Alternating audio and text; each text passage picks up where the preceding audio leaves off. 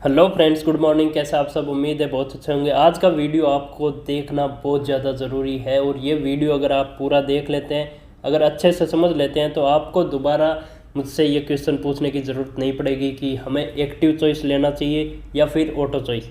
इसके अंदर आप चाहे गवर्नमेंट सब्सक्राइबर हैं, चाहे कॉरपोरेट सब्सक्राइबर हैं, या चाहे प्राइवेट सेक्टर से है, या फिर ऑल सिटीज़न के तहत आपने एनपीएस अकाउंट खोला है, आपके लिए ये बहुत ज़्यादा ज़रूरी है कि आप अपनी स्कीम प्रेफरेंस को एक्टिव चॉइस रखना चाहिए या फिर ऑटो चॉइस रखना चाहिए। क्योंकि इनके अंदर मैं आपको वीडियो के अंदर आगे बताऊंगा कि रिटर्न्स के अंदर कितना फ़र्क है। अगर आप एक ही दिन में सेम टाइम पे एक ही दिन को ऑटो चॉइस और एक्टिव चॉइस में सेम अमाउंट की एसआईपी करते हैं और 5 साल के बाद अगर उनके रिटर्न्स देखे जाए तो उनमें क्या डिफरेंस है एक्टिव चॉइस और ऑटो चॉइस। और इसके अंदर हम बात करेंगे कि अगर आप भविष्य में कभी भी स्कीम प्रेफरेंस को चेंज करते हैं तो आपको किन बातों का ध्यान रखना पड़ेगा। क्योंकि वहाँ पे आपको एक बात पूछी जाती है कि आपकी जो प्रेजेंट होल्डिंग है, मतलब आपने इस जो प्रेजेंट स्कीम है इसके अंदर जितना भी इन्वेस्टमेंट किया है, इस इन्वेस्टमेंट को भी आप जैसे स्कीम को चेंज कर रहे हैं उसके अनुसार आपको उस होल्डिंग को भी चेंज करना या कन्वर्ट करना है।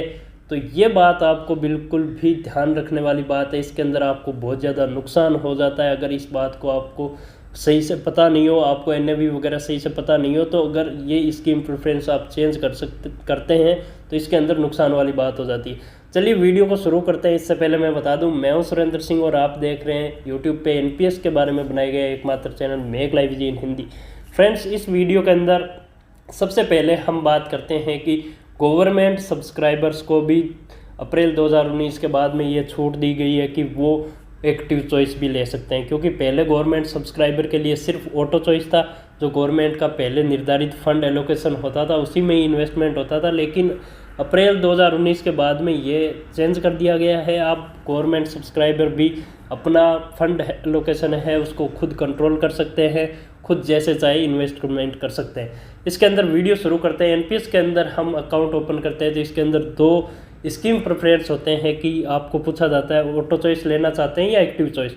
इसके अंदर ऑटो चॉइस के अंदर मैं आपको बता दूं कि आप मोटा मोटा ये समझ लें कि आपको 50% पोर्शन है वो इन्वेस्टमेंट करने के लिए दिया जाता है इक्विटी मार्केट के अंदर, और बाकी जो 50% बचता है उसको गवर्नमेंट सिक्योरिटीज और कॉरपोरेट बॉन्ड के अंदर इन्वेस्टमेंट करने को दिया जाता है। इसके अंदर आप ये समझ लें कि बाद में जैसे जैसे हर 5 साल के बाद आपकी जो भी, अगर आपकी एज 30 ईयर से ऊपर हो जाती है, उसके बाद हर 5 साल के बाद आपके इक्विटी पोर्शन से 10% पोर्शन घटा के वो जोड़ दिया जाता है गवर्नमेंट सिक्योरिटीज कॉरपोरेट बॉन्ड के अंदर।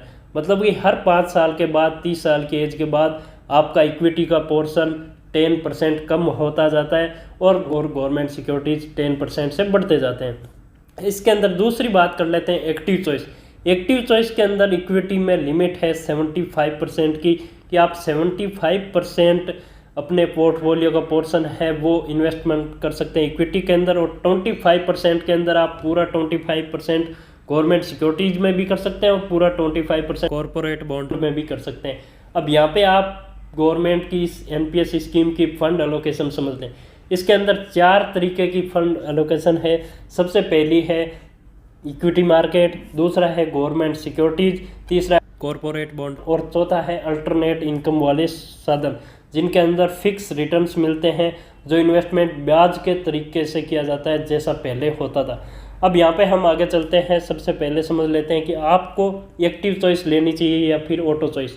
जिनकी एज 35 ईयर से कम है वो लोग चाहे एनपीएस के बारे में ज़्यादा जानते नहीं हो, मार्केट के बारे में भी ज़्यादा जानते नहीं हो, फिर भी उन्हें एक्टिव चॉइस लेना चाहिए, ना कि ऑटो चॉइस।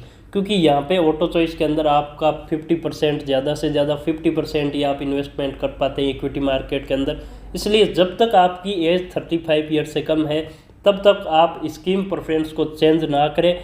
सबसे पहले अकाउंट खोलते ही आपको एक्टिव चॉइस लेना है, जिसके अंदर आपको 75% पोर्शन है वो रखना है इक्विटी के अंदर, और बाकी 25% में आप 50-50 करके भी कॉरपोरेट बॉन्ड और गवर्नमेंट सिक्योरिटीज के अंदर इन्वेस्टमेंट कर सकते हैं। यहाँ पे अल्टरनेट इनकम वाले साधन हैं, उनमें बहुत ही ज़्यादा कम रिटर्न मिलते हैं, तो उनमें आप इन्वेस्टमेंट नहीं करें, उनमें इन्वेस्टमेंट करने से बचें तो ज़्यादा बढ़िया। अब यहाँ पे हम बात कर लेते हैं ऑटो चॉइस की। तो अगर आप 35 ईयर के बाद में एनपीएस अकाउंट ओपन करते हैं या फिर आपने अप्लाई किया एनपीएस अकाउंट 35 ईयर के बाद में, तो आप अगर मार्केट के बारे में जानते नहीं हैं, अगर आप जानते भी हैं तो भी मार्केट का रुख देख के अगर इक्विटी मार्केट बहुत ज़्यादा हाई पे है, तब उस टाइम आप ऑटो चॉइस ही चूज करें, एक्टिव चॉइस ना चूज करें। क्योंकि बाद में आप जब भी चेंज करते हैं स्कीम प्रेफरेंस तो उसमें प्रॉब्लम आ जाती है कि आप 1 साल के अंदर सिर्फ स्कीम प्रेफरेंस 2 बार चेंज कर सकते हैं। तो बार बार चेंज करते रहे आप तो उसके अंदर आपके लिए मुश्किल आ जाती है। इसलिए आपको ऑटो चॉइस ही चूज करना चाहिए 35 ईयर के बाद में। तो फ्रेंड्स अब यहाँ पे हम बात कर लेते हैं एक्टिव चॉइस या ऑटो चॉइस के अंदर जो भी फंड एलोकेशन होती है उसके अंदर इन्वेस्टमेंट कहाँ पर होता है। सबसे बड़ी बात आपके लिए जानने वाली बात यही होती है कि इन्वेस्टमेंट कहाँ पर होगा आपका। तो मैं बता दूं कि आपको इक्विटी मार्केट के अंदर पीएसयू सेक्टर की बहुत सारी कंपनियां हैं, पब्लिक सेक्टर यूनिट्स, जिसके अंदर इक्विटी शेयर जिनके जारी होते हैं उनके अंदर गवर्नमेंट खुद इन्वेस्टमेंट करती है आपके पैसे को। अब दूसरा आ जाता है कॉरपोरेट बॉन्ड, जिसमें कॉरपोरेट सेक्टर की जो भी कंपनियां हैं जिनके बॉन्ड्स जारी होती हैं उनके अंदर इन्वेस्टमेंट किया जाता है आपका, जो कि एकदम सेफ इन्वेस्टमेंट होता है, इसमें रिटर्न्स भी अच्छे होते हैं। अब यहाँ पे तीसरा ऑप्शन आ जाता है गवर्नमेंट सिक्योरिटीज़। तो इसके अंदर central government and state government जो भी सिक्योरिटीज इश्यू करती है उनको खरीदने के लिए आपके पैसे को इन्वेस्टमेंट किया जाता है गवर्नमेंट सिक्योरिटीज़ के अंदर। अब यहाँ पे हम बात कर लेते हैं कि रिटर्न्स में कितना फ़र्क रहता है। तो आपको मैं बता दूं कि अगर आप एक सेम अमाउंट सेम ही डेट को 5 साल तक कंटिन्यू आप कंट्रीब्यूट करते हैं active choice and auto choice, इसके अंदर आपका लगभग 2 से 3% का फ़र्क पड़ सकता है रिटर्न्स के अंदर। आपने अगर 50% फंड एलोकेशन रखा है इक्विटी में, ऑटो चॉइस में, और एक्टिव चॉइस के अंदर 75% का फंड एलोकेशन रखा है, तो इसके अंदर आप अगर 5 साल का एवरेज रिटर्न अगर कैलकुलेट करेंगे तो इसके अंदर आपके 2 या 3% का फ़र्क आपको नज़र आएगा। ये बात आप ज़रूर ध्यान रखने वाली बात है। अब यहाँ पे हम चलते हैं अपने लास्ट पॉइंट की तरफ। लास्ट पॉइंट अपना ये है कि अगर आप जब भी फंड एलोकेशन चेंज करते हैं, स्कीम प्रेफरेंस चेंज करते हैं, तो उसके अंदर आपको एक बात पूछी जाती है कि आपकी प्रेजेंट जितना भी इन्वेस्टमेंट है क्या उसको भी आप जैसे अभी चेंज कर रहे हैं स्कीम प्रेफरेंस फंड एलोकेशन जो चेंज कर रहे हैं उसी के हिसाब से कन्वर्ट करना चाहते हैं। इसके अंदर सबसे बड़ी समस्या आ जाती है जब भी आप स्कीम प्रेफरेंस को चेंज करते हैं तो आप एक चीज़ देखते होंगे कि आपने जितना भी पहले, अगर आप इक्विटी से बॉन्ड की तरफ जाते हैं तो आप देखेंगे कि वहाँ पे विड्रॉल रिक्वेस्ट दिखाएगा इक्विटी के जितने भी आपकी यूनिट्स हैं उन सब की, और 5-6 दिन के बाद वो सारी की सारी वापस जो इन्वेस्टमेंट के अंदर वाली एक अलग एंट्री आएगी उसके अंदर दिखाएगी कॉर्पोरेट बॉन्ड आपने इतने परचेज किए। अब यहाँ पे ध्यान रखने वाली बात यह है कि अगर गवर्नमेंट इक्विटी मार्केट अगर डाउन है और उस टाइम आप स्कीम प्रेफरेंस चेंज करते हैं बॉन्ड एंड सिक्योरिटीज के अंदर जाने के लिए, तो आप ध्यान रखें अगर जब भी इक्विटी मार्केट डाउन होगा उस टाइम बॉन्ड एंड सिक्योरिटीज का मार्केट हाई पे होता है, और जब भी बॉन्ड एंड सिक्योरिटीज लो पे होती है उस टाइम इक्विटी मार्केट हाई पे होता है। अब यहाँ पे समस्या आ जाती है, जैसे ही आप अपनी इक्विटी यूनिट्स को सेल करते हैं तो आपको पैसे कम मिलते हैं क्योंकि हो सकता है उस टाइम इक्विटी मार्केट लो पे हो, और जब वापस यूनिट्स वो परचेज होती है ऑटोमेटिक तो वो बॉन्ड एंड सिक्योरिटीज हाई पे होता है तो आपको एनएवी ज़्यादा की मिलती है। यहाँ पे आपको नुकसान हो जाता है और वो नुकसान आपको पता भी नहीं चलता है। इसलिए मैं आपको एक राय देना चाहूँगा, जब भी आप स्कीम प्रेफरेंस को चेंज करें तो आपकी प्रेजेंट करंट की जितनी भी इन्वेस्टमेंट है उसको चेंज ना करें उसी स्कीम प्रेफरेंस के हिसाब से, उसको वैसा जैसा पहले है वैसा ही पड़ा रहने दें।